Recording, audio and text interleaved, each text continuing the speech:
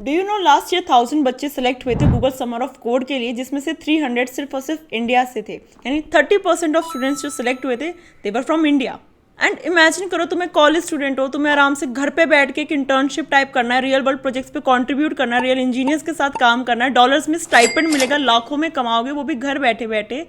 कितना amazing sound कर रहा है। यही है GSOC, Google summer of code. ये एक ऐसा प्रोग्राम है जहाँ पे हर साल 10,000 से भी ज़्यादा बच्चे इसमें अप्लाई करते हैं एंड उसमें से सिर्फ 10% लोग ही सिलेक्ट हो सकते हैं। तुम्हें सुनने में बहुत टफ लग रहा होगा इसको क्रैक करना, बट अगर तुम्हारे पास सही स्ट्रैटेजी है, सही प्रिपरेशन है, सही तरीके से तुमने अपनी ऑर्गेनाइजेशन को शॉर्टलिस्ट किया है, अपने प्रपोजल को ड्राफ्ट किया है, तुम्हारा सिलेक्ट होने का चांस बहुत ज़्यादा बढ़ जाता है।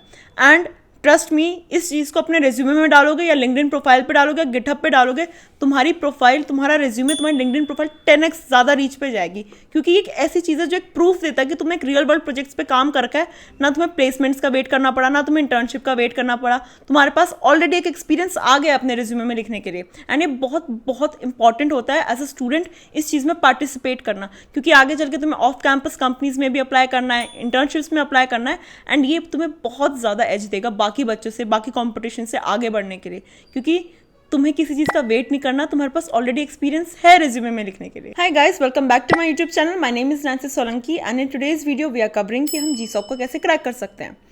सबसे पहले मैं आपको एक चीज़ ज़रूर बताना चाहूँगी, इससे पहले कि हम प्रिपरेशन स्ट्रैटेजीज को डिस्कस करें। सबसे पहले वी हैव टू डिस्कस कि ये प्रोसेस पूरा दिखता कैसे है। तो सबसे पहले गूगल कुछ ओपन सोर्स ऑर्ग्स को शॉर्टलिस्ट करता है, वो उनको दिखाता है कि ये ऑर्ग्स हैं, उनके ये प्रोजेक्ट्स हैं। उसके बाद फिर वो स्टूडेंट्स के लिए अपॉर्चुनिटी ओपन करते हैं कि वो उन ऑर्ग्स में अप्लाई कर सके अपने प्रोजेक्ट प्रपोजल्स के साथ।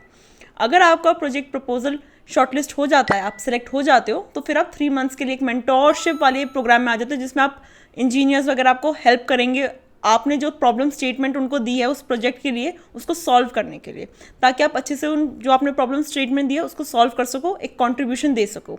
एंड उसके साथ साथ आपको एक स्टाइपेंड भी मिलेगा कि आपने जो कंट्रीब्यूशन किया है, क्योंकि आपने आफ्टर ऑल मेहनत की है, कोड लिखा है, उस चीज़ को समझा है, पढ़ा है, किया है, तो उसके लिए आपको अच्छा खासा अमाउंट भी मिलेगा। सबसे पहली चीज़ जो आपको स्ट्रैटेजी में इंप्लीमेंट करनी है वो ये है कि आप अपना टेक स्टैक चूज करोगे कि आपको कौन सी टेक स्टैक में जाना है। आपको वेब डेव में जाना है, एंड्रॉइड डेवलपमेंट में जाना है, या फिर AIML में जाना है, उसमें MERN स्टैक करना है, जावा करना है, पाइथन बेस्ड करना है, फ्लास्क API करना है, क्या करना है, उस चीज़ को आपको अपनी नीश को स्पेसिफिक कर रखना पड़ेगा। एंड अपनी नीश ना वही रखना जिसमें आपको लग रहा है कि बहुत सारी ऑर्ग्स हैं जो उसी टेक स्टैक को पूछ रहे हैं। अगर मान लेते हैं एक ऑर्ग है जो मान लेते हैं PHP पूछ रही है, और मैंने बस ये देखा कि हाँ एक ऑर्ग है उसने PHP पूछ रखी है, और कोई ऑर्ग है नहीं जिसमें PHP की टेक स्टैक चाहिए, तो मेरे लिए वो आइडिया अच्छा नहीं होगा कि मैं PHP का ही पढ़ के उस एक में अप्लाई करूँ। उससे बेटर ये होगा कि जो भी मेजॉरिटी ऑफ टेक स्टैक है, जो जैसे MERN स्टैक मान लेते हैं, MERN स्टैक बहुत ज़्यादा कंपनीज पूछ रही हैं, तो मैं MERN स्टैक कर लूँ ताकि मेरे चांसेस शॉर्टलिस्ट होने के ज़्यादा बढ़ जाए और मैं ज़्यादा कंपनीज में अप्लाई कर सकूँ अपने प्रोजेक्ट प्रपोजल्स के साथ। सेकंड स्ट्रैटेजी जो होगी कि आपको अपने टेक स्टैक करने के बाद आपको अपने लिए ओपन सोर्स कंट्रीब्यूशन खुद से करना है। और ज़रूरी नहीं है कि आप सिर्फ गूगल ने जो ऑर्ग्स निकाली उनमें ओपन सोर्स कंट्रीब्यूशन करो, नहीं, खुद से भी आप क्या कर सकते हो। अब जैसे मैंने कोई चीज़ अभी जस्ट स्टार्ट किया ओपन सोर्स कंट्रीब्यूट करना, ऐसा तो नहीं होगा कि मुझे बहुत बड़ा कोड बेस दे देंगे मैं उसको समझ जाऊंगी, मैं नहीं समझ पाऊंगी। तो आप इस चीज़ को कैसे प्रिपेयर कर सकते हो, आप कोई भी छोटी सी लाइब्रेरी ले सकते हो ओपन सोर्स की, कोई भी छोटी से छोटी, जितनी छोटी उतना ज़्यादा बेटर। उसको पढ़ो, उसको बैठ के उसके कोड को समझो कि कैसे चीज़ें वर्क हो रही है, कैसे कैसे वर्क कर रही है, एक अंडरस्टैंडिंग लाओ कि कोड कैसे एक दूसरे से इंटीग्रेट हो रहा है, अगर फ्रंट एंड है और बैक एंड है वो एक दूसरे से कैसे साथ में मिलकर वर्क कर रहे हैं, और अगर कोई लाइब्रेरी है तो वो कैसे वर्क कर रही है, कैसे उसको कोड कैसे रन हो रहा है, कैसे कैसे चीज़ें हो रही है, ये अंडरस्टैंडिंग लानी बहुत ज़रूरी है। डायरेक्टली एक बहुत बड़े कोड बेस पे जाओगे, डिमोटिवेट हो जाओगे, कुछ समझ में नहीं आ जाएगा, वापस आ जाओगे। इसलिए छोटी सी लाइब्रेरी को छोटे से छोटे प्रोजेक्ट्स पे जाके उनको समझना है बैठ के।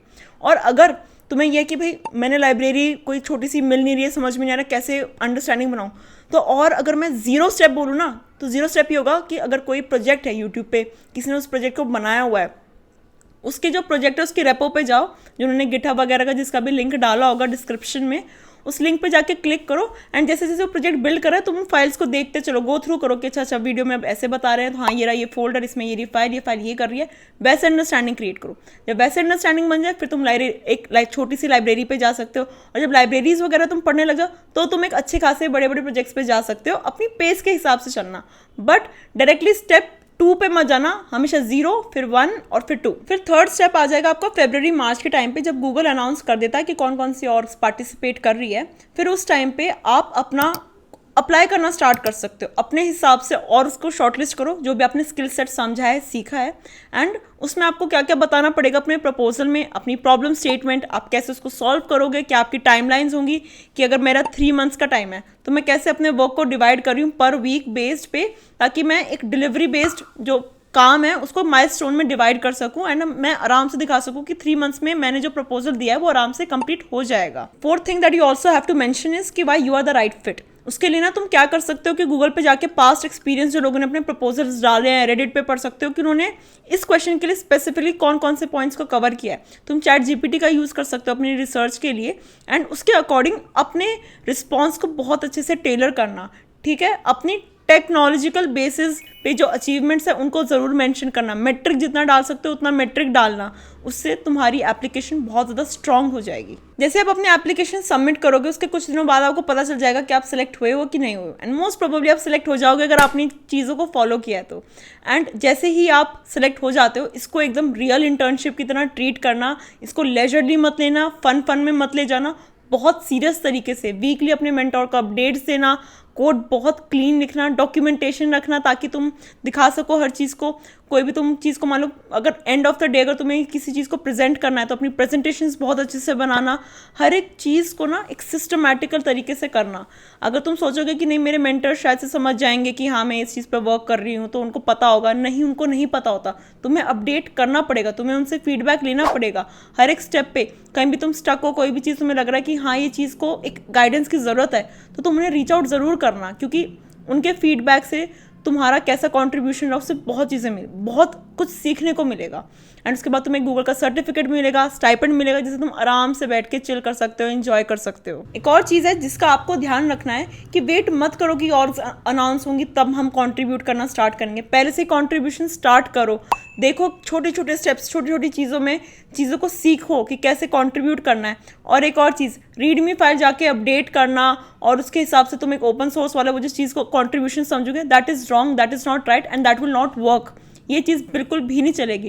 कंट्रीब्यूशन इम्पैक्टफुल होना चाहिए, क्यों किया है वो होना चाहिए। एक रीडमी फाइल को अपडेट करके खुद को कूल मत समझना, दिस विल नॉट वर्क। अगर अच्छे से कंट्रीब्यूट कर रहे हो, समझो प्रॉब्लम को, क्या हम सॉल्व कर सकते हैं, क्या हम फिक्स कर सकते हैं, प्रॉपर इंजीनियर की तरह सोचो। अगर तुम ऐसे सोचने लग जाओगे ना और तुम फिर उस हिसाब से कंट्रीब्यूट करोगे, तुम बहुत आराम से शॉर्टलिस्ट हो जाओगे, तुम्हारा प्रपोजल बहुत अच्छा जाएगा क्योंकि तुम ऑलरेडी गिटहब पे ऑलरेडी कंट्रीब्यूट कर चुके हो। और एक और चीज़, अपनी गिटहब प्रोफाइल बहुत ज़्यादा स्ट्रॉन्ग बनानी है। स्ट्रॉन्ग एज इन कि अपना जो रीडमी फाइल होती है गिटहब की, उसको अच्छे से अपने स्किल्स बताने, जो तुम्हारे पास कॉन्ट्रीब्यूशन हैं तुम उनके लिंक्स डाल सकते हो, उन PR रिक्वेस्ट, उन PR के लिंक्स डाल सकते हो।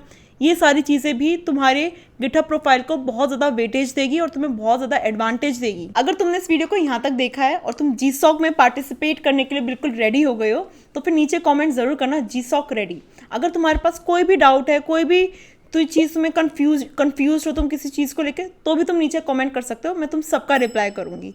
एंड ये अपॉर्चुनिटी बहुत ज़्यादा इंपॉर्टेंट है एंड मैं चाहती हूँ मेरी ऑडियंस से मैक्सिमम लोग इसमें पार्टिसिपेट करें, क्योंकि बहुत ज़्यादा इंडियंस इसमें शॉर्टलिस्ट हो जाते हैं, आराम से हो जाएंगे।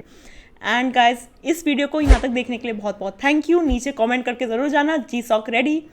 सो guys, that's all for this video. See you guys in the next video. Till then, like, share and subscribe. Bye.